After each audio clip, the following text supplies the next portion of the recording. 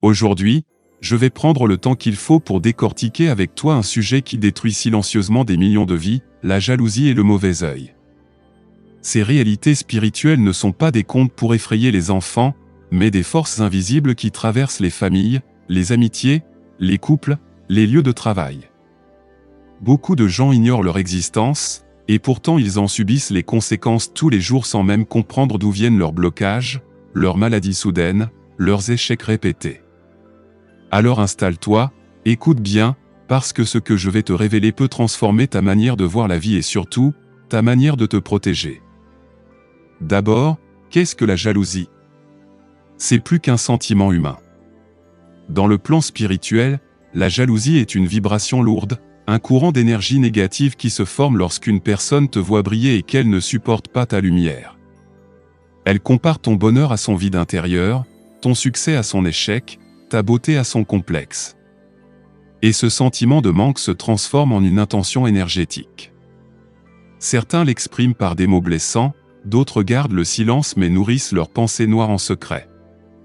Peu importe la forme, dans l'invisible, le poison est déjà envoyé, on appelle cela le mauvais œil parce que, dans de nombreuses traditions, le regard est la porte de l'âme. Le regard transmet ce qu'il contient. Quand une mère regarde son enfant avec amour, l'enfant se sent en sécurité. Quand un ennemi te regarde avec haine, tu ressens une tension dans ton ventre ou une lourdeur soudaine. Ce n'est pas une impression, c'est une réalité énergétique. Le regard jaloux, surtout quand il est répété et concentré, agit comme une flèche qui perce l'aura, ton aura est comme une bulle de lumière autour de toi. Elle protège ton corps et ton esprit, elle filtre les énergies qui entrent et sortent. Mais si cette bulle est percée par des flèches de jalousie, l'énergie vitale commence à fuir. Résultat, tu ressens de la fatigue, de l'anxiété, des migraines, des insomnies. Tu te réveilles lourd alors que tu avais dormi longtemps. Tu travailles dur mais les résultats n'arrivent pas. Tu te sens épuisé sans raison. Voilà les premiers signes du mauvais œil. Ensuite, il y a les maladies spirituelles plus profondes. La jalousie répétée peut créer des blocages dans les domaines essentiels de la vie. Certains voient leurs finances s'écrouler dès qu'ils commencent à réussir. D'autres enchaînent les ruptures amoureuses, comme si une force invisible sabotait leur couple. D'autres encore vivent une malchance permanente, accidents, pannes, conflits, perte d'argent. Et souvent, tout cela commence après un événement heureux qu'ils ont partagé publiquement, une promotion, un mariage, une grossesse. Parce que plus tu exposes ton bonheur, plus tu attires les regards, et parmi ces regards, certains sont noirs. Pourquoi cela fonctionne-t-il? Parce que l'énergie suit toujours l'attention. Quand quelqu'un pense à toi avec amour, il t'envoie une bénédiction. Quand quelqu'un pense à toi avec jalousie, il t'envoie un poison. Et ces pensées deviennent des charges réelles qui circulent dans le monde invisible. Si ton aura est solide, elles rebondissent. Mais si tu es affaibli par le stress, la tristesse, l'excès de fatigue, une vie désordonnée, ces flèches pénètrent et s'installent. Le plus dangereux, c'est quand le mauvais œil vient de proche. Beaucoup imaginent que seuls les ennemis peuvent les jalouser. En vérité, ce sont souvent la famille, les amis, les collègues qui nourrissent les regards les plus lourds. Pourquoi? Parce qu'ils sont les plus proches de toi, ils voient tes victoires de près, et au lieu de se réjouir, certains se comparent et s'aigrissent. Voilà pourquoi dans certaines cultures, on conseille de ne pas trop exposer ses enfants, ses projets, ses richesses. Ce n'est pas de la superstition, c'est de la sagesse. Alors, comment reconnaître les effets du mauvais œil? Il y a plusieurs symptômes spirituels clairs. Tu commences à ressentir une lourdeur inexpliquée, comme si ton corps portait un poids invisible. Tes nuits deviennent agitées, avec des cauchemars répétitifs, souvent liés à des poursuites, des chutes ou des figures menaçantes. Ton visage peut perdre son éclat, tes yeux deviennent ternes. Tu remarques que chaque fois que tu annonces une bonne nouvelle, quelque chose vient la gâcher peu après. Tu te disputes sans raison avec ton partenaire, tes enfants deviennent nerveux sans cause apparente, tes projets professionnels stagnent. Tout cela peut être le signe que ton aura est percée par la jalousie. Maintenant, il faut parler des maladies invisibles que cela crée. Dans la tradition africaine comme dans d'autres traditions anciennes, on dit que la jalousie mange le foie ou alourdit le cœur. Cela correspond à des réalités spirituelles, tu développes des tensions internes, ton système immunitaire s'affaiblit, des maladies apparaissent sans explication médicale claire. Certains tombent dans la dépression, d'autres dans des addictions, parce que leur champ énergétique est infesté par les flèches de jalousie, mais attention, je ne veux pas te faire peur. Je veux que tu sois lucide, et surtout que tu saches qu'il existe des protections.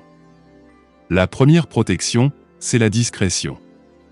Nos ancêtres disaient, cache ton bonheur pour qu'il grandisse. Trop de gens étalent leur vie privée sur les réseaux sociaux, croyant inspirer, mais en réalité ils nourrissent les regards jaloux. Un projet a besoin d'intimité pour se fortifier. Comme une graine dans la terre, il doit pousser à l'abri avant de voir le soleil. Apprends à garder le silence sur tes plans tant qu'ils ne sont pas solides. La deuxième protection, c'est la purification régulière. Tout comme tu laves ton corps pour enlever la saleté, tu dois laver ton aura pour enlever les flèches invisibles. Tu peux utiliser des bains de sel, des infusions de plantes sacrées, brûler de l'encens, réciter des prières ou des mantras. Ce ne sont pas des superstitions, ce sont des gestes d'hygiène spirituelle. Le sel, par exemple, absorbe les énergies lourdes. Les plantes comme la sauge, le basilic ou le romarin purifient. L'eau, surtout l'eau courante, emporte les charges. Et la prière, quelle que soit ta tradition, élève ta vibration et répare les fissures de l'aura. La troisième protection, c'est l'élévation vibratoire. Plus tu vibres haut, moins tu es vulnérable. La jalousie agit surtout sur ceux qui doutent d'eux-mêmes. Si tu crois aux paroles négatives, si tu te compares, si tu nourris toi-même la peur, tu ouvres des portes. Mais si tu pratiques la gratitude, si tu affirmes chaque jour ta valeur, si tu vis en alignement avec ton cœur, ton aura devient comme un bouclier. Les flèches se brisent avant de t'atteindre, il faut aussi parler du rôle de l'amour véritable. Quand tu es entouré de personnes qui t'aiment sincèrement, leur regard devient une protection. Leur énergie forme un rempart autour de toi. C'est pour cela que dans beaucoup de cultures, les bénédictions des parents, des aînés, des sages étaient si importantes. Leurs paroles d'amour annulent des flèches. Mais attention, cela marche seulement si leur cœur est pur. Les bénédictions hypocrites n'ont aucun pouvoir. Frère, sœur, retiens ceci, la jalousie est une maladie pour celui qui la nourrit, mais elle devient une maladie pour celui qui la reçoit s'il ne se protège pas. Le mauvais œil n'est pas une fatalité. Avec conscience et discipline, tu peux t'en libérer. Commence par protéger ton intimité. Ne dis pas tout, ne montre pas tout. Ensuite, purifie-toi régulièrement. Et surtout, élève ton énergie par la prière, la méditation, la gratitude. Si tu sens que le mauvais œil t'a déjà atteint, ne panique pas, sache que tu peux te libérer. Commence par un rituel simple, pendant 9 soirs, allume une bougie blanche, mets un verre d'eau devant toi, et prie selon ta foi en demandant à la lumière de brûler et d'emporter toutes les flèches de jalousie plantées en toi. Bois une gorgée de cette eau chaque matin, et verse le reste sur la terre. Tu verras une légèreté revenir, n'oublie pas, la lumière a toujours plus de pouvoir que l'ombre. Mais elle demande une chose, la conscience. Celui qui dort est vulnérable. Celui qui veille est protégé. Abonne-toi pour d'autres révélations, et regarde dans la description mes livres où je t'explique en détail les pratiques de purification, de protection et de libération spirituelle. Je suis Kamao, et je te rappelle ceci, le mauvais œil existe, mais il ne peut rien contre une âme éveillée, disciplinée et consciente. Ta lumière est ta meilleure armure. Garde-la claire, garde-la forte, et aucun regard ne pourra l'éteindre.